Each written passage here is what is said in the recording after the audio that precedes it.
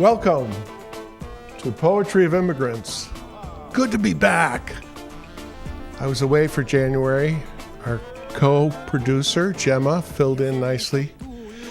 Today, we have a very special guest, Mr. Faisal Saleh, who is a founder and director of a brand new Palestinian Museum, U.S., which is stunning. I visited last Saturday, and I was just so taken with the space, the architecture, the design, the beautiful gray walls, which feature these wonderful color paintings, mostly oil, stunning images.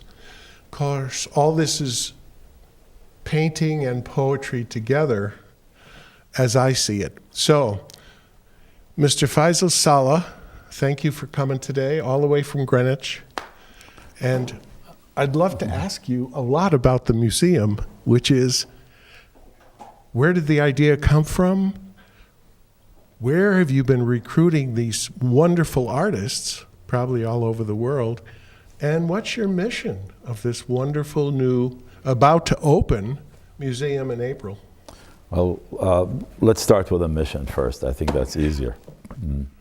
The mission of the Palestine Museum U.S. is really to tell the Palestinian story to the American audience as well as audiences around the world through art, through culture. Yeah. For many years, the world only known about Palestinians in the political context. True. We like to change the discourse to look at the Palestinians from an artistic expression point of view. We feel that the Palestinians have been dehumanized by the media and by other powers who are not friendly to them. Mm-hmm. And we would like Americans as well as people around the world to know who the Palestinians are at the human level. Wonderful. That's a grand mission. I applaud you for it. And you've made a fantastic start with the art that I've witnessed last Saturday. And at this point, I can't get enough. I'd love to break away for a second and show some of the paintings which Sure. came out in the New Haven Register on Saturday. Mm-hmm. Wonderful feature on the museum. This was the second time the New Haven Register actually came through with a really good article. There's one, and I think that's my favorite because of the colors. It's also so wonderful with the feminine figure fully shown in its delicacy and colors as I see it. And imagine the combination of those colors speaking so deeply about a story.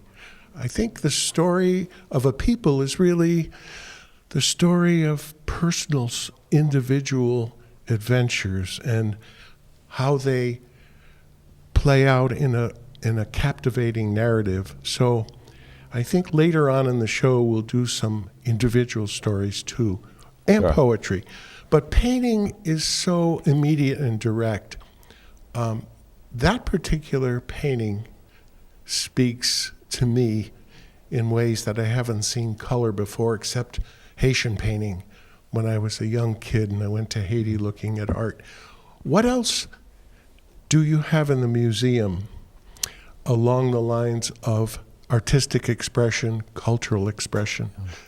Let me just point out that currently we are still in the preparation stage for the grand opening, which will take place on the 22nd of April. Mm-hmm. So we have about 50% of the space covered in the museum.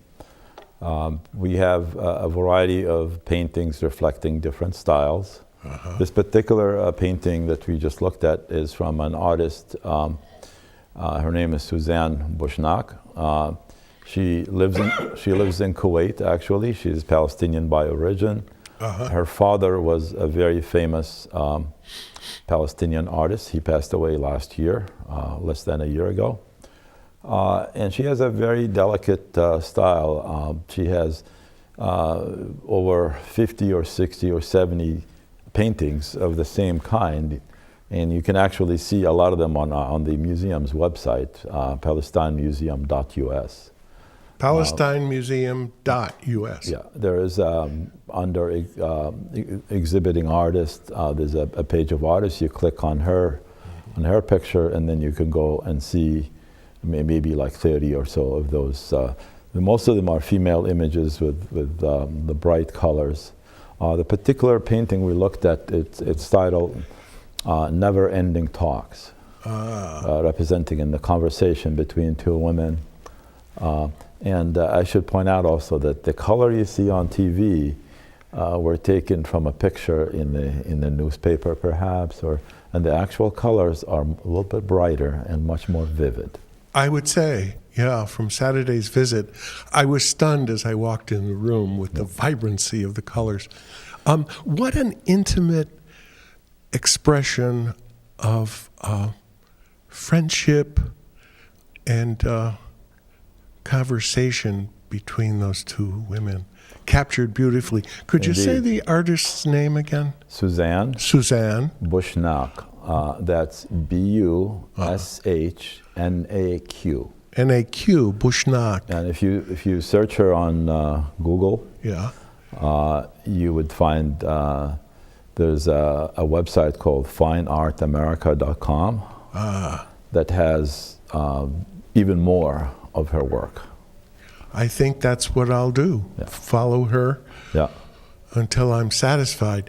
And I noticed some stunning either photography or digital art or painting based on photography of scenes, like that street scene on the left. That's part of an exhibit that was done by a Yale professor by the name of Margaret Olin. Margaret Olin. Yeah, she's a professor at the Divinity and the Art Schools at Yale.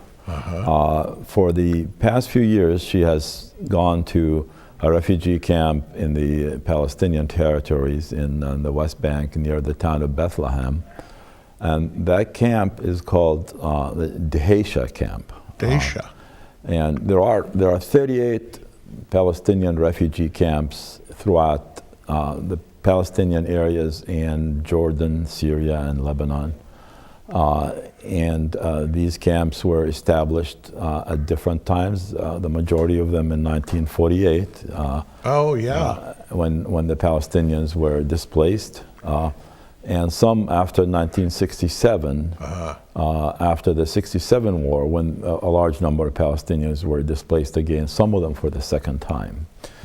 And she goes to that refugee camp, she does research about the lives of people there, and her exhibit really deals with looking at street art and how that street art reflects the life in the camp and what's going on there. The title is called Marking Time. Marking Time Until the Return. Yeah, and she has about 40 photographs, or 30 to 40 photographs in the exhibit. And a lot of them are street scenes, while they're photographed, but they have that three-dimensional look, where you see the scene like drawing you in as if you're right there. I was stunned with the brilliance of the photographer's eye with the creation of perspective, which did invite me in to the narrow alleys. And a lot of the photographs have emphasis on children playing in the streets. There are a lot of children there. Obviously, these camps are not very good living spaces. There's very little room. The streets are very narrow. There are no parks. There's no playgrounds. There's no place for the children to play. So the children play in the streets, those narrow, dusty, dirty streets. And some of them are playing soccer. Some of them are running around. And almost every picture has a picture of some children playing there, and there's plenty of children, as you know, in the Dheisheh camp and other places, 50% of the population are children. Yeah, You know, the majority of them are under the age of 50, and the people live in the camps. So. Under the age of 15? No, 50. 50. 50, yeah. So it's a young population. Yeah, there are a lot of children there. So you see the children playing, and then of course we see the graffiti on the walls. Yeah. And a lot of the graffiti are pictures of people who died, who were killed by the Israeli troops. Who are martyrs, actually. Or martyrs, basically. And there's one or two photos that show like some of the deceased Palestinian leaders as well. But the majority are of martyrs. A lot of them are very young, like 18 years old, or 16 or 19 and 20. You know, the show is not to really glorify them, but the show is to show how life is in the camp and what the significance of this street art and how it reflects on the thinking of the people there. Also, it brings out thematic aspects of the art. In other words, what we're talking about as a theme, as I noticed in the museum and even in the photography, is the theme of exile and loneliness, but also contrasting that with the innocence of the young children who are playing in rubble, just with the clearest expression of innocence and purity on their faces, and yet they're in the surroundings, which are not only dangerous, but unhealthy, and yet they, through the innocence of youth, have this glow and this radiance. And that makes the photographs and the art come alive in the contrast. So there's the background of the rubble, but the innocence of youth. And I kept looking for signs of green, because in the Western poetic tradition, green is the traditional symbol of hope. Yeah. Actually, one of the artists had a painting of a window. I wasn't able to get it because it was purchased by somebody already. And it was a painting of a window to create a window in a windowless environment there, where people don't have windows that look outside. They got windows, but they only see the wall next door. Yeah. So it's kind of interesting. And it's a land of olive trees outside the camps. There is, there are a lot of olive trees there. So there's the green, and green as hope is somehow transfixed in these children's faces, that no matter what the conditions, there is hope. Are you aware of any color symbolism? I know the colors in the Palestinian flag, but any traditional symbols of... I think the Palestinian colors are, the green, black, white, and red are the colors that people try, they wear sometimes. Yes. Other than that, I don't think there are any other, a lot of the women wear either black or white scarves on their heads. As you can see, they wear what's called a hijab.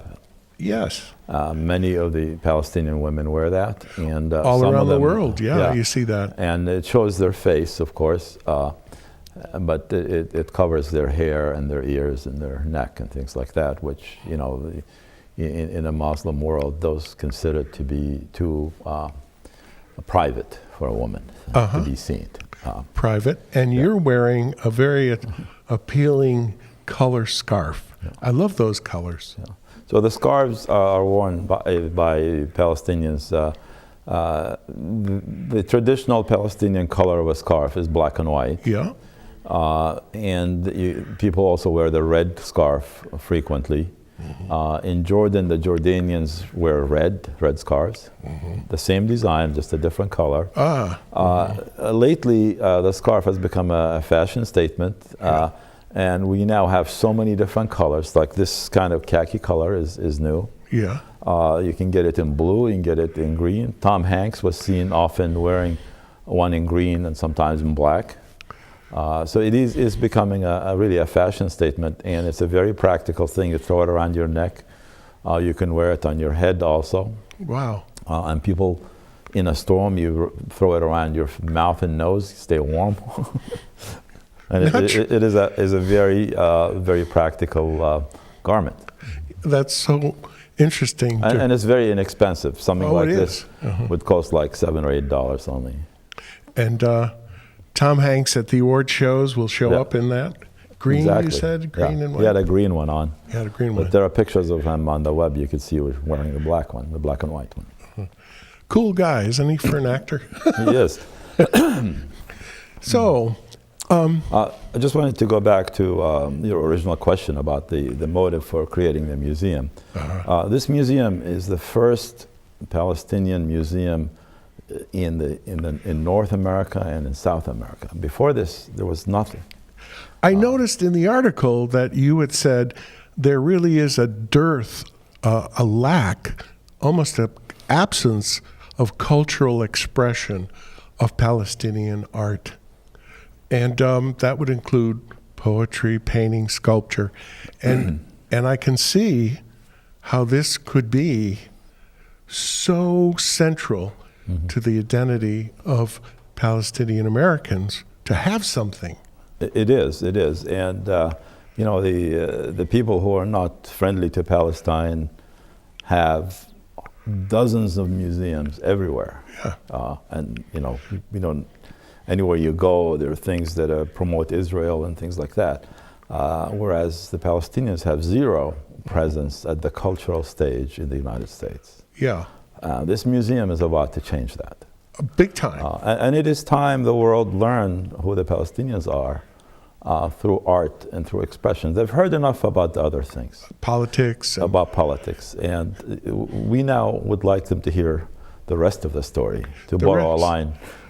And it's about time. And the painting and the photography.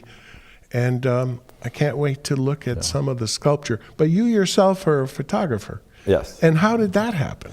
It's something I picked up when I was a kid. I have a brother who gave me a very cheap camera back in the 60s, and I figured out how to use it. And when I came to the State, I continued using it actually, and eventually, when I could afford it, I upgraded to some nicer cameras, and now I have like one of the state-of-the-art cameras that anybody couldn't get. So, and I take a lot of photographs all the time. I take landscapes. I take pictures from airplane windows. There you are, flying over Jerusalem out of a commercial plane, Boeing, enlarged at one of the entrance points to the museum.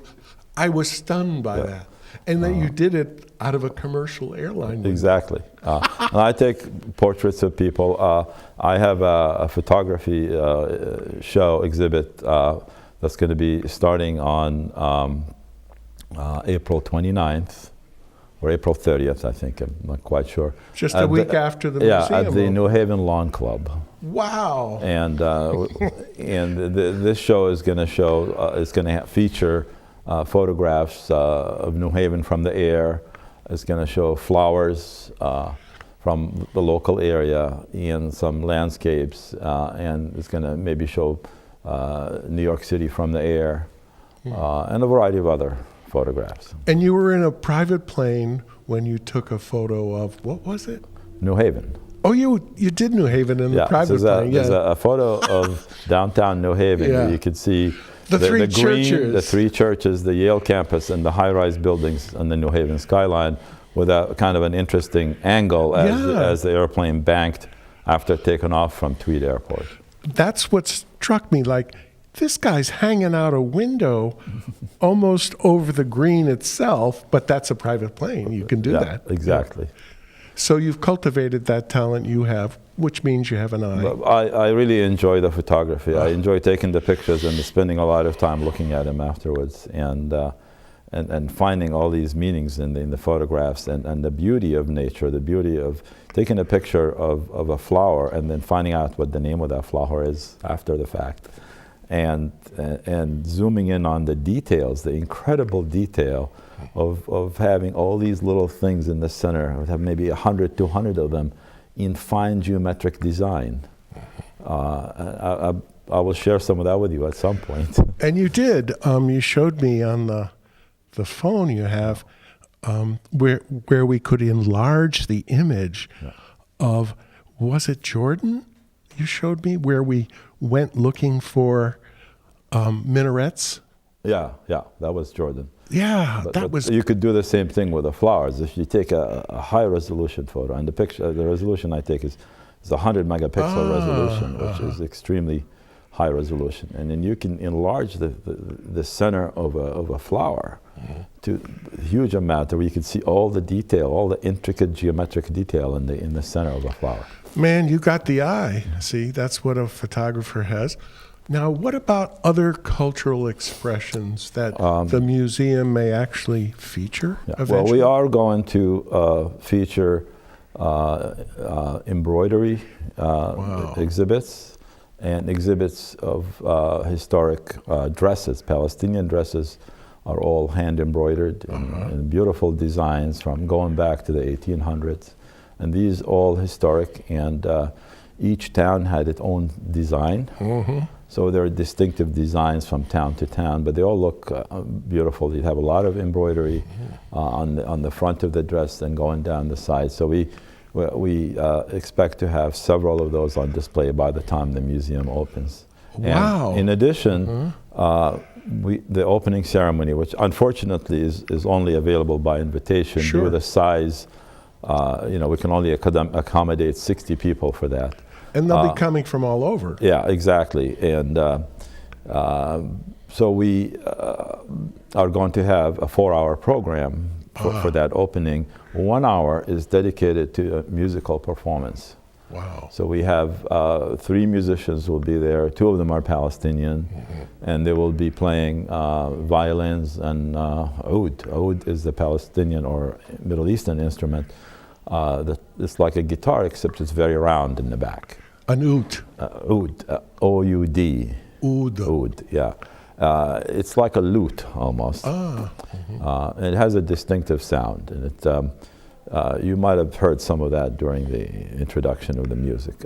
Yeah, they were interesting sounds. Yeah. Yeah, and that's a very common instrument in the Middle East. So will some of the painters be able to come for the opening? One of the, at least 1 or 2 are going to be there. One of them is one of the most famous Palestinian painters. Is featured in the museum, and when you were there, we didn't have her work yet, but it is there, and it's going to be mounted tomorrow. Oh, wonderful. Her name is Samia Halaby, Halaby, and she is in New York, and she has her studios in New York, and she has beautiful abstract paintings. She's about 81 years old. Very, very well known around the world. And at one point she taught at Yale in the 60s or 70s. Wow. So she has been around for quite some time. And, Halaby. Halaby, Halaby, and her work is exhibited in many museums and is sold in the Middle East, in the Gulf area, for large sums of money. And she's Palestinian, and she's very excited about the museum, and when we asked her if she would, we weren't sure she would exhibit her work because her work is so valuable and it's hard to get. She said, no problem, I will send you a number of pieces. And a week later, she sent us an email. She says, here's a picture of the pieces you're going to have, and I just want to make sure they're going to be transported safely. Oh, yeah. And we sent our gallery person, Gabriel Da Silva, from the Da Silva Gallery in Westville. I know the Da Silva and he handles all our installation work. So he drove his art van to New York to her studio and picked up the 3 pieces, and they're going up in the museum tomorrow morning. We will take pictures of them as they go up, and we will post a short video of them going on the wall on our Facebook page. Bravo. So it's March 1st today. Yeah. Spring is around the corner. Good old Wordsworth, what did he say? He wrote a poem, To My Sister. It is the first mild day of March. So I want to get into the poetry that may be part of your exhibit eventually, but also we'll talk about other cultural expressions. We are working on inviting poets to come. And after the opening, we plan on having events at the museum, lectures, presentations, concerts, bring in musicians on a regular basis, either at the museum or where we need a larger venue. We'd be nearby somewhere in the New Haven area. And yet it's huge. How many square feet? 4,000 square feet. It's not really that big. 4,000 square feet is the size of somebody's house. But the layout, you know, the way the walls the layout, are. we really, we owe a lot of credit to the architect. For sure. His name is Eric Epstein, by the way. Eric Epstein. From Epstein Design in Westville. Epstein Design. His office is in the same block as Gabriel's studio. And Eric did such a wonderful job on the design. Absolutely. And, the space was full of old offices and cut up with different walls here and there, and so we really changed. He changed all that, created a beautiful flow. As you walk in, you feel like you're walking into a palace almost. It is. It's just that beautiful extended view to the end wall where you see a painting, and it captivates you and it brings you right in. Okay, we're going to take a 3-minute break. Great. Even our service announcements are fun. And we'll be back with some poetry. Great. Yeah. Thanks. Thank you. I'm Howard Schwartz, spokesman for Better Business Bureau serving Connecticut with the Consumer Moment. The vast majority of businesses are ethical and work hard to keep their customers happy so that they'll return next time. Unfortunately, sometimes things don't work out the way they should. If you have a dispute with a vendor, try to settle it directly. You'll be surprised how effective it can be to discuss rather than argue. Explain that you'd like to turn a problem into a win-win situation that will make you a satisfied customer. If that doesn't work, file a complaint with your Better Business Bureau, and we will work to help you settle your dispute. Retailers know the importance of positive recommendations, and they also know that consumers won't hesitate to tell their friends, families, and colleagues if they are not treated well. This Consumer Moment is brought to you by Better Business Bureau serving Connecticut. Visit us at bbb.org and start with trust.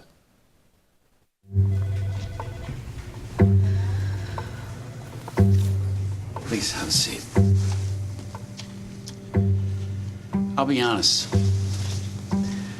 Your resume, not what I'm used to. I know.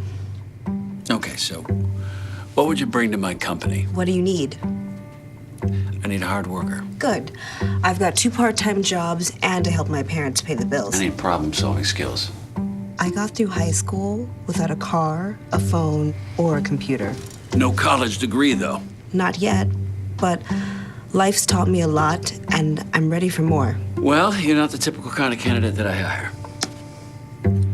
But you are exactly what I'm looking for.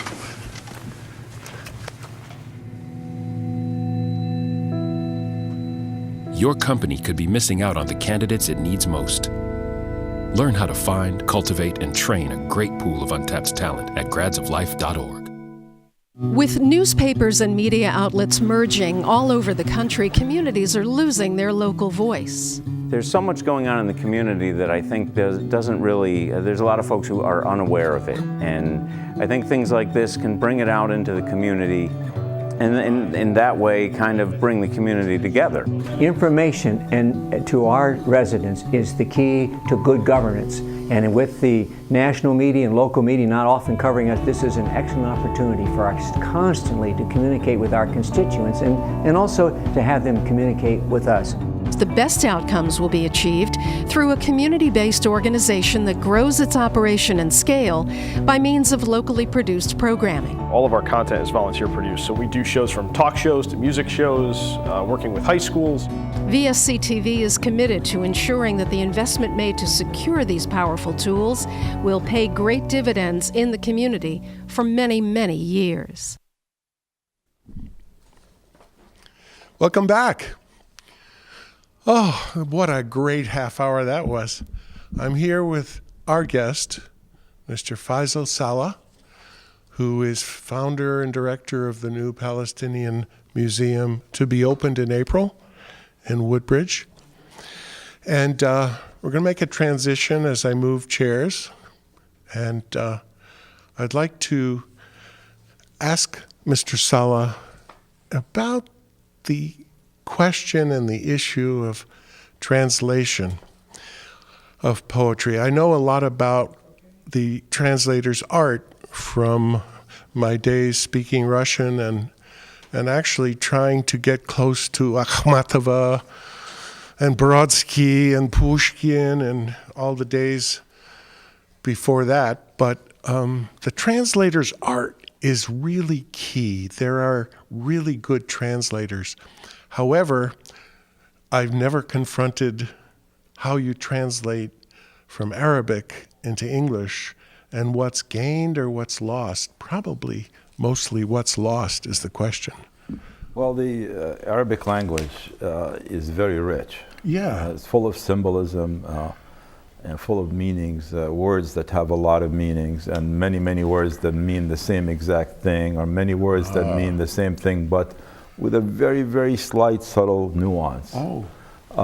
So to take a poem and try to translate it, you can get the gist of it across in the translation, but you can't get all the color, all the texture, all the other aspects of the poetry. Those fine subtleties. Yeah. In Arabic, language is extremely powerful. You can whip a crowd with 2 words. Wow, really?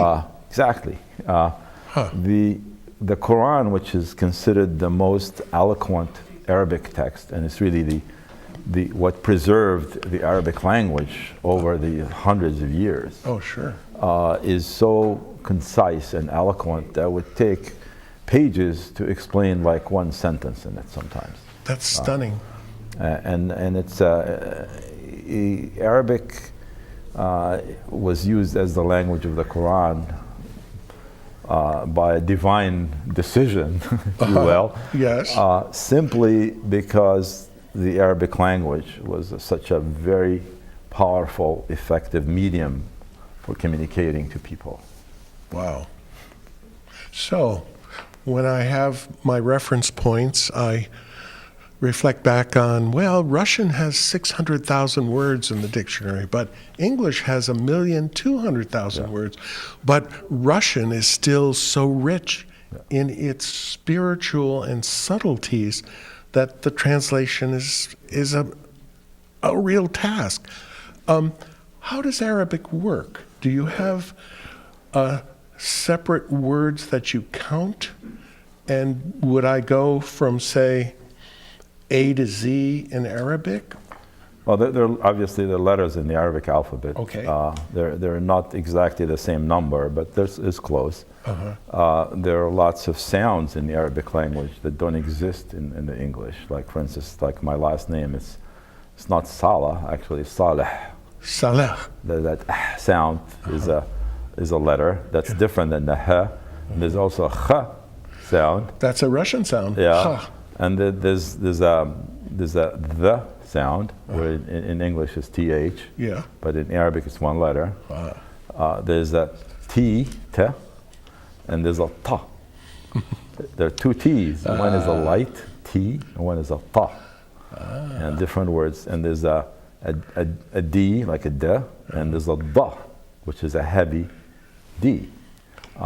And all that together, but the Arabic grammar is very sophisticated and it's complex. So the ending of each word depends on its position in the sentence. So there's a subject, a predicate, and so when you're reading the formal Arabic, you have to be very good in grammar, so you can handle the endings of the words correctly. Otherwise, it sounds kind of bad. And there is in Arabic, there is singular, there is dual, and there's plural. Wow. So if I'm addressing 2 people, it's different than I'm addressing 1 or 3. That's complicated. It is, and there's a lot of conjugation of verbs and things, and but it's all logical. Very few exceptions, like the English language has a ton of exceptions, and it's a very complicated and very rich. Now, when it comes to the poetry, I should point out, there are 2 types of poetry in Arabic. There is the freestyle poetry, where you write prose and sentences, and then there's the formal poetry where it has to comply with one of 16 meters. Oh. Which is very uniform and Okay. well engineered. And the meters, some of them are musicals. As you read through them, you can, when you study the poetry meters, you become good at it. You can hear a line of poetry and you could say, this is this meter or that meter or that meter. Am I in the right culture when I say the word ghazal? Is there such a thing as a poetic form called ghazal, G-H-A-Z? Not that I'm aware of. Okay. I appreciate that summary because that gives me two pathways to work. There's the free verse, which is similar to the modernist movement in English-speaking worlds. And I have a free verse Palestinian poet here. Yes. Young lady. She's interesting. But I'd like to start with a more traditional, older man who's really the maybe the father of Palestinian poetry, or of modern Palestinian thank poetry. you, of modern Palestinian poetry. Yeah, there have been more significant poets prior to him, but those were more historical and I'm not an expert on Palestinian poetry. I should point that out. But you'll be having some in the museum. So we will. It's a good orientation for me too. Yeah. His name is Mahmoud Darwish. Yeah, Mahmoud Darwish. Mahmoud Darwish. Darwish. Darwish. Yeah. Thank you. With emphasis on the W sound. Mahmoud Darwish. Yeah. Better. He's born in 42, and some books say 41, and I was born in 41, so identify with him and his age. So he was 7 years old in 1948. When the Palestinians had what they call the Nakba. Nakba is a word that has gotten into the English language now. Really? It means disaster.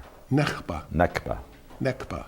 It refers to 1948 when the Palestinians were displaced from their homeland and when the state of Israel was created at that time. 48. 48, yeah. So let's see what he says. I wish I had the Arabic version, which you could read along, but I do have an English version there for you. Psalm 3.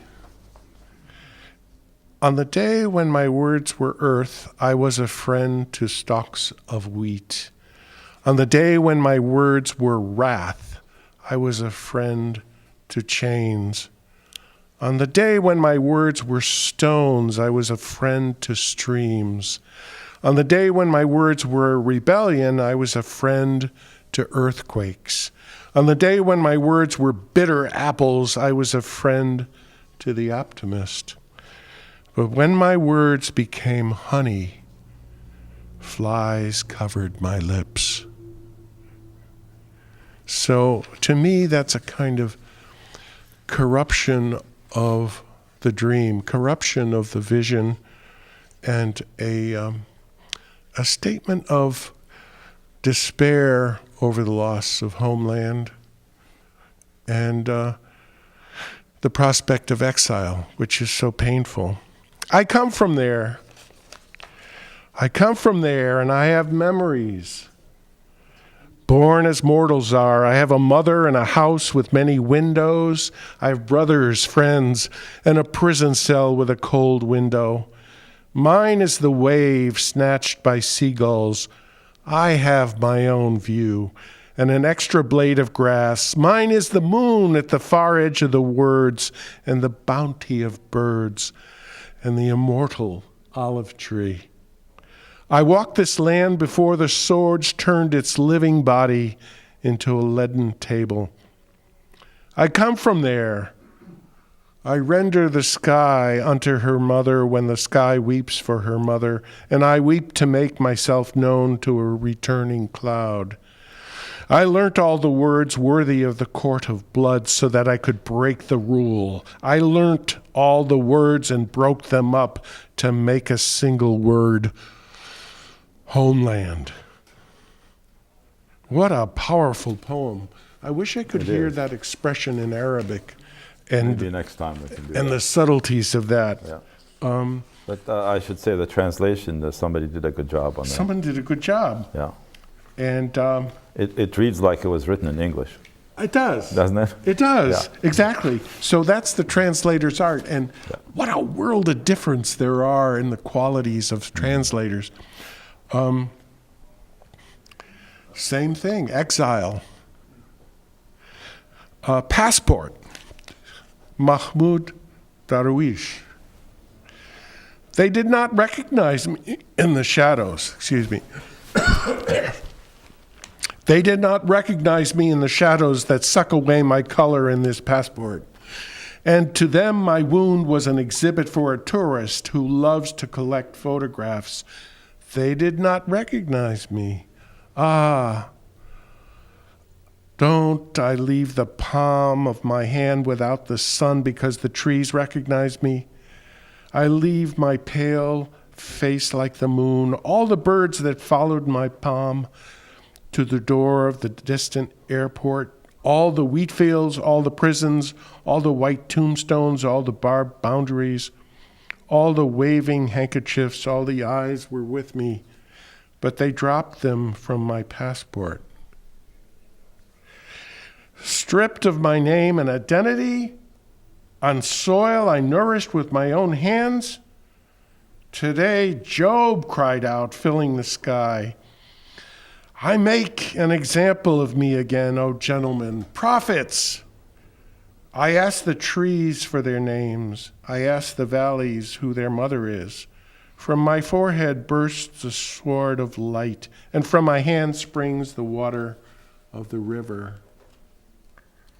Memories that can't be expunged from earlier childhood, although those memories are fused together with the sorrows of childhood. Yeah. That's a powerful one. Yeah, with the Palestinians, now we're up to like the third and fourth generation after 1948. And the children today, they still know where their grandparents came from. They know the names of their village. Most Palestinians have two, when you ask them where they're from, they give you two places. Where they're from now, or they're originally from. So it's like a dual identity, if you will. So that would be town of birth, but then... Well, it's not the town of their birth necessarily, depending on their age. If they're in their 80s, yeah, they were born in Palestine before 1948. They may have been born like 10 years ago, but their father or father's father was born in the occupied Palestine, which people call Israel now. Right. So, for example, my family comes from a small village called Salama, which is a suburb of Jaffa, which is right next to Tel Aviv.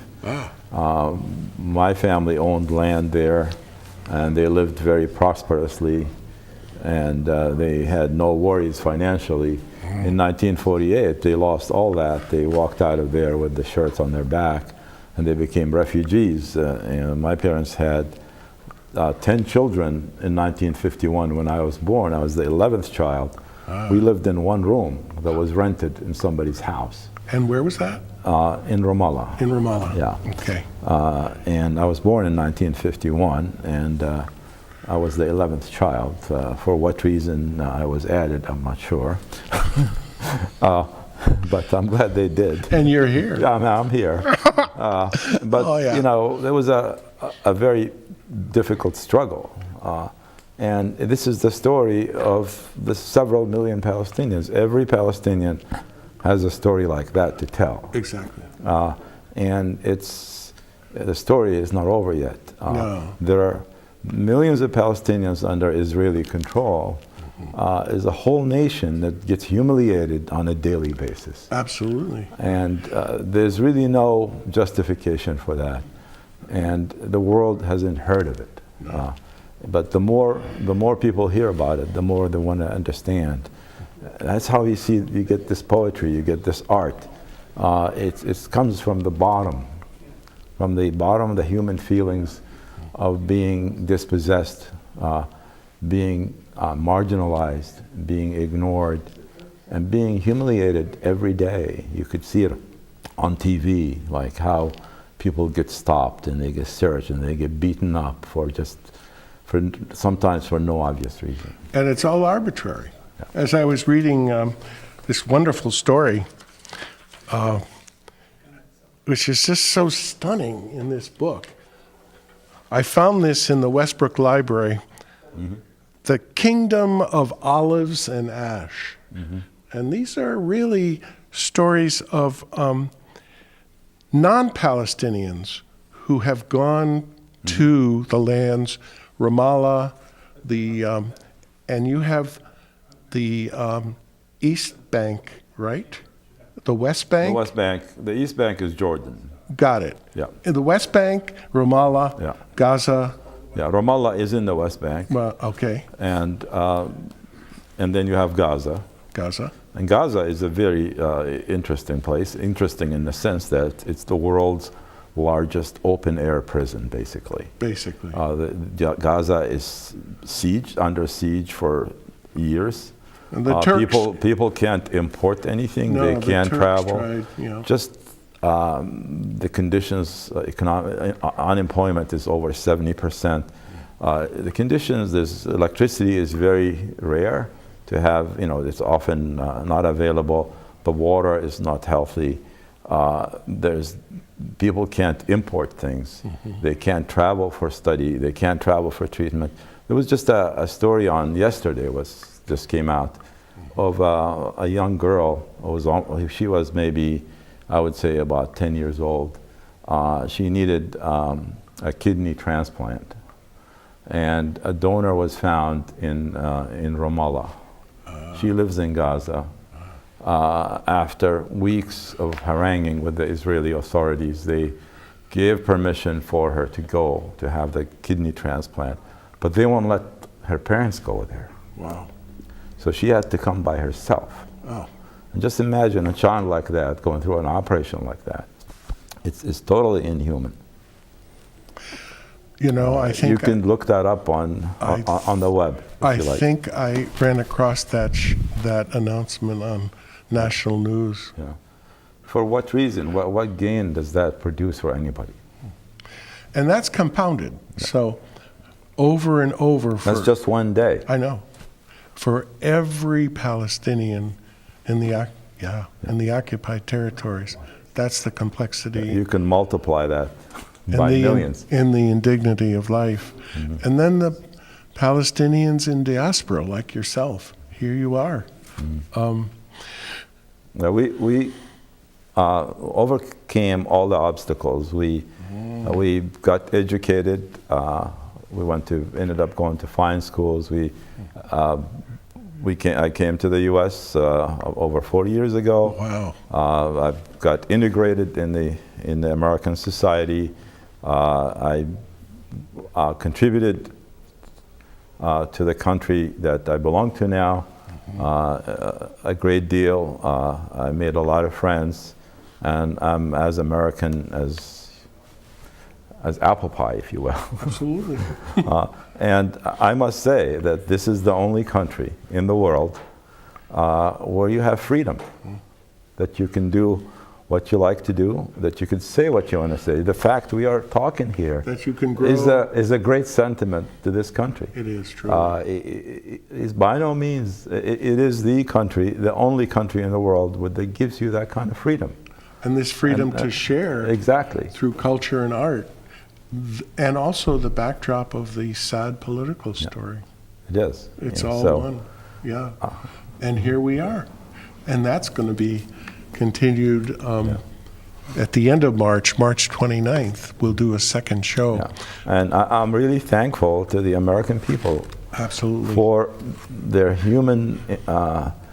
for humanity and contributions. Many of the aid that comes to Palestine comes from Americans. Yeah. American people are the most generous in donating and supplying help to the world and a lot of the nations. I just wish that the government in the United States has the same kind of feeling that the American people have. Exactly. That's the contrast Exactly, right yeah. now, which is driving us all crazy politically. Yeah, and you feel that too, because Exactly, but we're closer to it even, and we feel that. of course you are. But still, that's America. You're as American as apple pie, and as American as I am. My grandpa, I got a poem for him. He came from County Cork. Whoa, no Irish need apply, Whoa. So the world. But what you're doing really is soulful and contributing to better understanding but open minds. See, I'm uneducated in terms of Palestine, its history, and all the needs that I have to learn about the art, the history, the culture, and here I am wearing something traditional for you, and it's called a what? Kafia. Kafia. I'm getting better at the pronunciation. That's excellent, yeah. Thank you. I mean, I should point out that the museum is apolitical. It's apolitical. A-religious. A-religious. And I'm just sharing some of my experiences personally. That's here. important because it's the personal story which I welcome and I applaud you for, because you're revealing a lot about your life. I'm just sharing my feelings. It's wonderful. As a person. If you notice that most of the art in the museum is not really of political nature. Although, I mean, the artists can express whatever they feel, but there are thousands of Palestinian artists around the world. There are hundreds in Gaza. We have art from Gaza, from people who, lived under really extreme conditions. They didn't have electricity when they were growing up studying, and they had wars every couple of years there. And here they're and here they are creating beautiful art. My God. Do you have a favorite poet in your culture, or you knew about this poet before? There's a wide range of poets. Of course, there are Palestinian poets, but then there's also poets who wrote in Arabic, and some of the poets go back to pre-Islamic history, and those are really the richest. That's the richest poetry, but it's kind of difficult to understand. You have to really be very good in the language, and there are different eras of poetry, and it's the Arabic poetry is a vast field. Vast. Very vast. There's so much poetry. I'm picking that up. And I wanted to point out that we have here something I drew this morning as, who would this be if this Palestinian youth was able to survive living in the occupied territories and to come to a place where he could really express his full feelings. And I'd like to read a poem. It is Mahmoud's poem, but this would be in honor of the Palestinian poet who somehow didn't have the opportunity or the luck or the twist of fate that allowed you, the 11th of 11 children, to come and speak today. So this is for the voiceless. Her eyes are Palestinian, her name is Palestinian, her dress and sorrow Palestinian, her kerchief, her feet and body Palestinian, her words and silence Palestinian, her voice Palestinian, her birth and her death Palestinian. You're giving me chills. I hope. Even in English. That's what poetry does. It does. It's very powerful. Transforms us, and it's making me cry. This will be a wonderful show on March 29th. It's time to wrap, and I have to express my deepest gratitude and honor that, first of all, I could meet you. Thank you for having me. Appreciate it. We look forward to further conversations. Don't we? Yeah. Oh, and the poetry that is so alive, that's waiting to be expressed, especially by the voiceless. So, see you again March 29th, and we'll be back with something that will move you just as much as today did. Thank you, Mr. Faisal Salah. Thank you. I'm getting better. Maybe it's the Russian that helps. And thanks to Ken Butterworth and to Chris Morgan, our director, and to Max. Here he is doing the work. And Christy, oh, she's wonderful. I'm so moved. This is the most moving show I've ever done in 14 months. Thank you for tuning in. See you next time.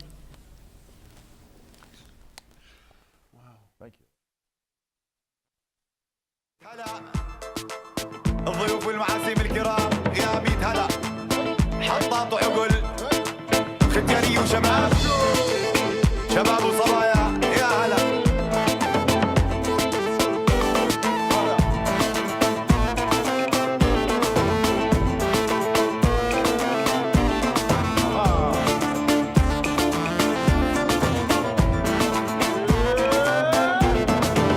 يا ظريف الطول وقفت اقول لك رايح على الغربة